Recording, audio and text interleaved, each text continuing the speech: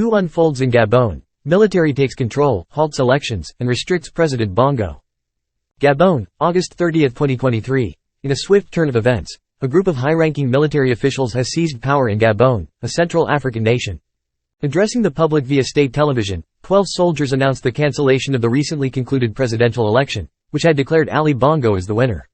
The soldiers also declared the closure of the country's borders and the placement of President Ali Bongo under house arrest.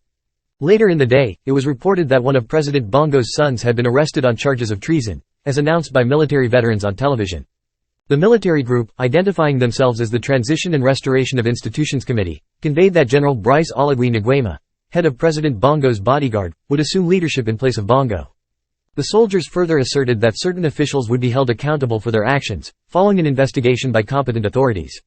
In a pre-dawn broadcast, the soldiers announced the dissolution of all state institutions, attributing their actions to the irresponsible and unpredictable administration that risked destabilizing the nation and undermining social harmony. "We have decided to safeguard peace by ending the current regime," stated one of the soldiers. Gunfire was reported in the capital city of Libreville, as per accounts from Reuters and AFP news agencies. Despite initial celebrations in the streets of various cities, the soldiers instructed citizens to return home and avoid sensitive areas. The Gabonese government has not yet issued an official statement regarding the coup. The international community closely monitors the situation. French Prime Minister Elisabeth Borne affirmed that France was closely observing the events. European Union High Representative for Foreign Policy Josep Borrell expressed concerns over potential military intervention, citing the risk of heightened instability in Africa. Eramet, a French mining company operating in Gabon, suspended its activities in the country due to security concerns.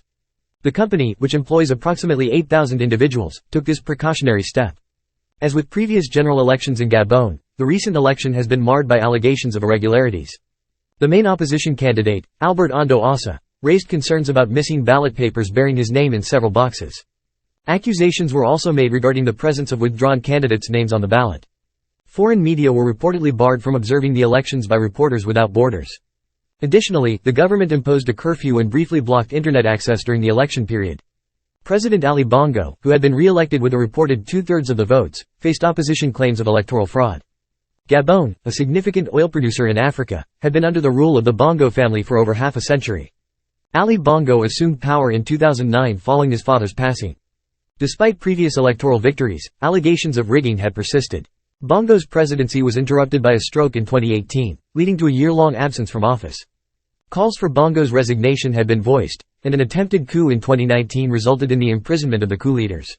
The unfolding situation in Gabon raises concerns about stability in the region and potential implications for international relations. Thanks for watching. Like, comment, share, and subscribe.